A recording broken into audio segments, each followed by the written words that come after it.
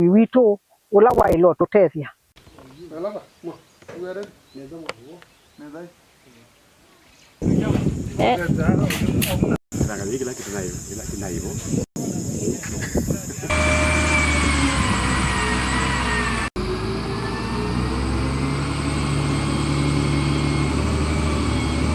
Lakini wakati nikuja hapa nilikuta hii shule inasaidika sana na wana community.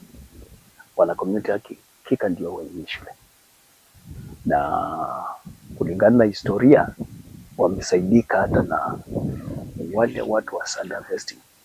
Sana sana hao ndio wamekuwa watu wa maana zaidi, maana wakati hii shule iko na shida hao ndio walikuwa wanatengenewa.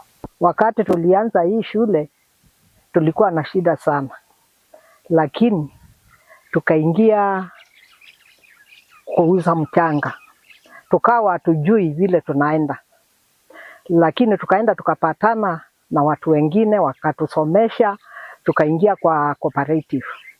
Tu ninaongea Tiba Basin, niko na vijana zaidi ya 420 ambao wanapata between 800 na 1200 kwa siku, kwa sababu kuna mpangilio, na huwa tunaongea na wao, tunawafanya counseling. Zile pesa wanapata watafute vitu vingine, waanze business kama wale watu wengine wa kawaida.